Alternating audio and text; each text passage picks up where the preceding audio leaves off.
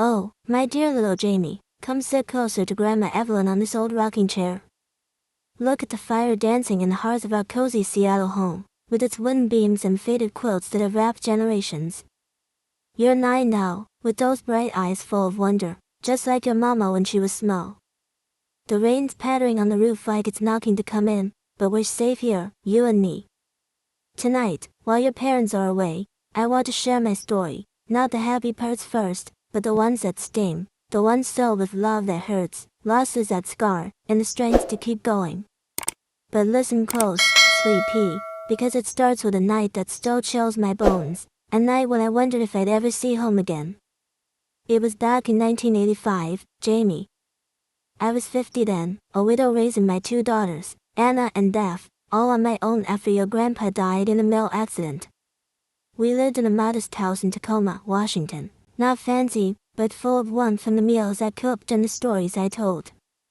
Anna was 25, Beth 23, both working office jobs, dreaming of big city lights.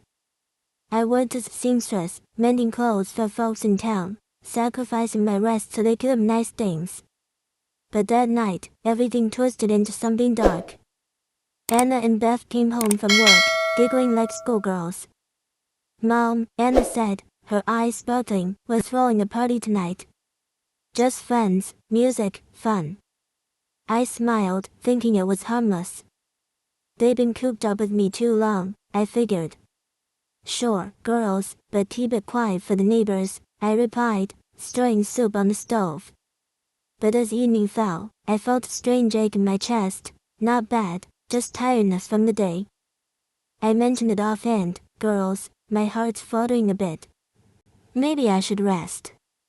Their faces changed, not worry, but something sharper, like annoyance. Before I knew it, Beth was on the phone.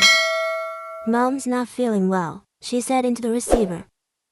Minutes later, an ambulance siren wailed outside.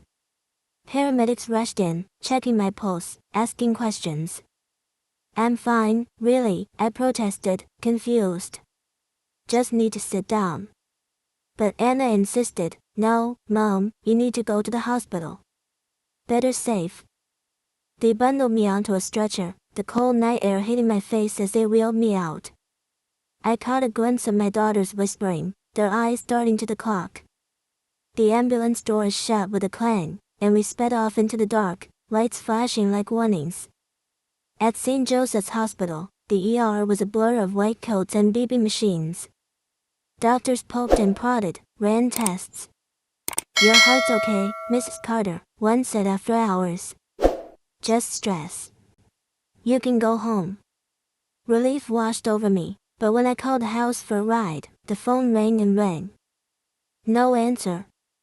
A nurse offered to try again, still nothing. Panic crept in. Why weren't they picking up? I sat in that sterile waiting room, the clock ticking past midnight, my mind racing. Had something happened to them? Or was this on purpose? Finally, a kind cab driver took pity and drove me home on credit. As we pulled up, music blasted from the windows, laughter spilling out. The house was packed, people dancing, drinks flowing, my living room a sea of strangers. Anna and Beth were in the center, glasses raised, not a care in the world. They saw me at the door, faces paling. Mom. You're back already? Beth stammered. We thought you'd stay overnight. It hit me then, like a slap. They'd send me away to party without the old lady in the way. No real worry, just a convenient excuse to ship me off. I stood there, legs weak, heart truly aching now from betrayal. All those years of love, skipping meals so they could have dresses, staying up late to help with homework, and this. I didn't yell. I slipped to my room, locked the door, and cried into my pillow. That night taught me about hidden cruelty, Jamie, how even family can lock you out of your own life. But that's just the beginning, my love. Deeper pains waited, bigger sacrifices that tested my soul. What do you think happened next? Stay close, we'll uncover it together. Alright, Jamie, snuggle up under that quilt, the one with the star patterns I sewed years ago. the fire glowing soft in our little Tacoma house, and the rain still tapping at the windows like it's got a story of its own. Your sweet face, with those big eyes, makes me feel safe telling you these hard truths. That night in 1985, when your mama Anna and Aunt Beth sent me to the hospital just to clear the house for their party, it cut deep. It wasn't just a betrayal, it was the first crack in the dam I built with love and sacrifice. Let me take you to the years after, when I learned what it costs to keep quiet, and how love can weigh heavier than grief. After that night, I didn't confront Anna or Beth. I wanted to, oh, how I wanted to demand why they treat their own mother like a nuisance. But I was 50, alone except for my girls, and the thought of losing them scared me more than the hurt. So I buried it, like I buried so many pains since your grandpa died. I went back to my sewing machine, stitching dresses for neighbors, smiling at customers like nothing was wrong. But things changed. Anna and Beth started pulling away. They'd make excuses, no time to visit, too busy with work or friends. When they did come by, their hugs felt quick, their eyes darting to the door like they couldn't wait to leave. By 1987, I was 52, and life got tighter. My hands ached from arthritis, slowing my sewing work. Money was scarce, your grandpa's hospital bills had drained my savings long ago. I took on extra jobs, cleaning offices at night, ignoring the pain in my joints. Anna and Beth were climbing their own ladders, Anna in marketing, Beth in real estate. They'd moved into a shared apartment in Seattle, all sleek furniture and city views. I was proud, but it stung when they talked about their lives like I wasn't part of them. One day, Anna called, her voice sugary. "Mom, we're planning a big trip to Hawaii. Can you help with some cash? It's a once-in-a-lifetime thing." My heart sank. I had $3,000 saved for a new sewing machine to keep my business going. But their excited voices, their talk of family memories, pulled me in. I sent them the money, picturing them sipping drinks under palm trees, maybe thinking of me. They sent a postcard, palm trees and a quick, "Thanks, Mom." But when they got back, I didn't hear from them for months. I'd call, leave messages, but the phone stayed silent. I'd drive by their apartment sometimes, hoping to catch them, but the doorman would say they were out. My heart whispered they were avoiding me, but I told myself they were just busy. Then came 1989, when I was 54. Beth showed up at my door, eyes red, looking smaller than I'd ever seen her. "Mom, I messed up," she said. She'd lost her job, gotten into debt, and needed help. "I can't tell Anna, she'd judge me." My savings were gone, but I took out a loan against the house, $5,000, to cover her rent and bills. I thought it would bring us closer, that she'd see my love. It didn't. Beth paid me back in bits, but she stopped coming by. Anna, too, kept her distance, like I was a reminder of their failures or their guilt. I'd see them at Christmas, their gifts expensive but cold, a scarf, a candle, things you'd give a stranger. I baked their favorite cookies, hoping for a spark of the old days, but they'd eat quickly and leave. The loneliness grew, Jamie, like a shadow over this house. I'd sit by the fire, just like now, wondering where I went wrong. Had I loved them too much? Not enough. That hospital night kept haunting me, the way they'd send me away like I was nothing. It wasn't just a party, it was a sign of how they saw me, a burden to be managed. In 1991, I was 56, and my health took a hit. The arthritis got worse, and the doctor found high blood pressure. "Stress," he said, handing me pills I could barely afford. I was still cleaning offices, dragging my tired body through late nights. One evening, Anna called, her voice panicked. "Mom, Beth's in trouble. She got mixed up with some bad people, loans, gambling. She needs $10,000, or they're coming after her." My heart raced. Beth, my baby girl, in danger? I didn't ask questions. I refinanced the house again, nearly losing it to the bank, and gave them the money. I thought I was saving her, keeping our family together. Weeks later, I saw Beth at a coffee shop, laughing with friends, wearing new jewelry. No fear, no shame. I asked Anna about it later, my voice trembling. Was Beth really in trouble? Anna hesitated, then said, "She's fine now, Mom. Thanks you." But her eyes wouldn't meet mine. I realized then, they'd lied. Maybe there was no danger, just another excuse to take what I had. The truth burned. My daughters had used my love like a bank account, withdrawing without giving back. I'd given up my health, my home security, my dreams, all for them. And they turned me into a stranger in their lives. That night, back in this very room, I sat by the fire, my hands shaking as I held a photo of Anna and Beth as kids, smiling in details. Tears fell onto the frame. I'd spent years keeping quiet, hoping my sacrifices would hold our family together. But it was like sewing a torn dress with weak thread. It kept ripping apart. I thought of that hospital night, the ambulance lights flashing, their laughter as I came home to their party. It wasn't just one betrayal, it was a pattern, a life of me giving and them taking. But I wasn't done yet, Jamie. The worst was coming, and with it, a chance to fight back, not with hate, but with something stronger. Let's stop here, sweet pea. The fire's low, and my heart's heavy. There's one more part to this story, where pain turns to power, and you'll see how you became my light. What do you think I did next? Did I give up, or find a way to stand tall? Here we are, Jamie, tucked by the fire in our little Tacoma home, the rain singing its soft song against the windows.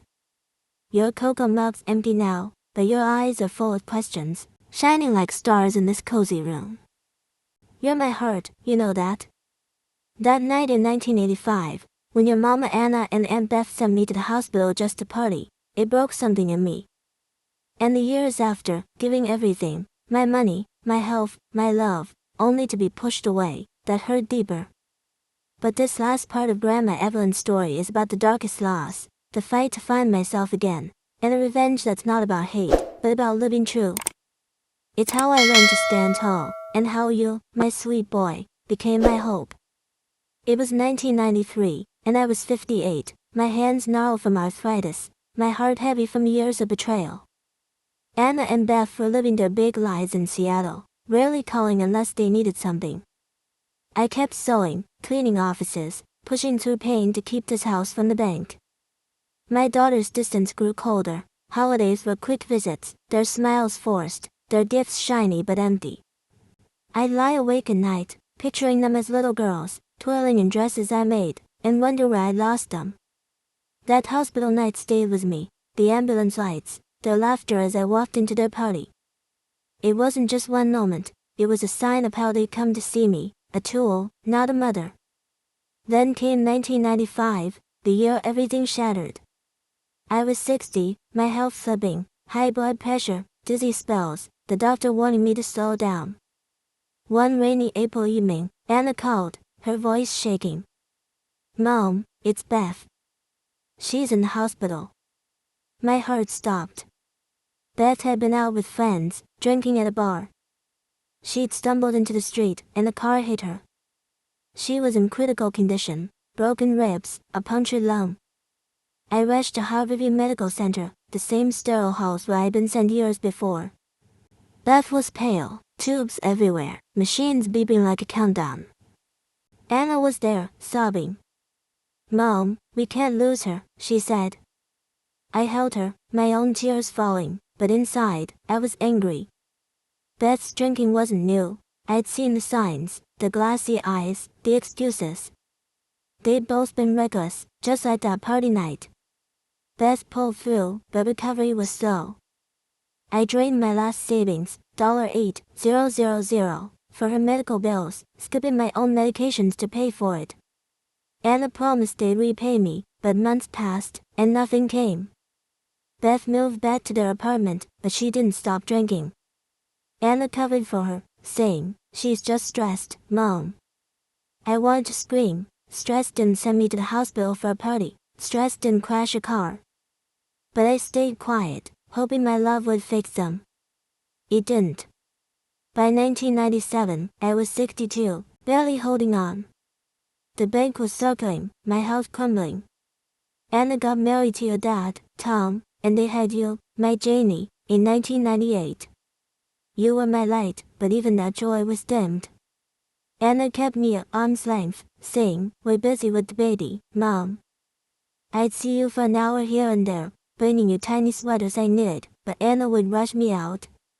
The final blow came in 2000. I was 65, frail and tired. Beth called, drunk, her voice slurred. "Mom, I need help. I owe money again." I had nothing left, no savings, no strength. I said no for the first time. "Beth, I can't. You need to get help." She screamed, "You're abandoning me," and hung up. 2 weeks later, Anna called, her voice cold. "Beth's gone, Mom. Overdose." My world broke. Beth, my baby, dead at 38 from pills and alcohol. At her funeral, Anna wouldn't look at me. "You could have helped her," she whispered. I wanted to shout back, "Helped how? By giving more when they took everything." But I just stood there, rain soaking my coat, grief swallowing me whole. That was my lowest point, Jamie. I'd lost Beth, and Anna blamed me, shutting me out completely. I was alone in this house, the walls echoing with memories of my girl's laughter, now gone.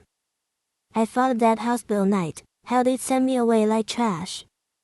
It was a pattern, using me, discarding me. I was done being their victim.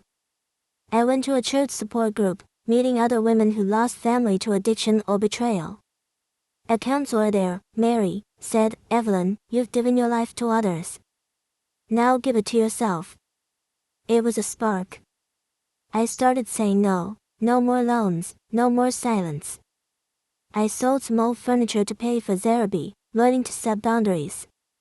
I joined the community garden, planted flowers, felt the dirt under my nails like a new beginning. By 2005, I was 70, stronger, though my body ached. Anna reached out, timid, after years of silence. "Mom, I'm sorry," she said. "I was wrong." She was in therapy too, facing her own role in Beth's downfall, in her broken family. We started talking, slow, painful talks. She let me see you more, Jamie, and your giggles healed parts of me I thought were gone. My revenge wasn't hurting Anna, it was living well, despite the pain. I forgave her, not for her, but for me, so I could love you free of anger.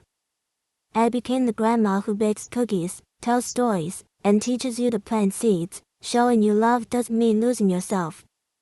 The moral, sweet pea. Love is precious, but it's not a blank check. Don't let anyone lock you out of your own life, like I was locked out that hospital night. Love with strength, set limits, and stand tall. You're my reason to keep going, Jamie.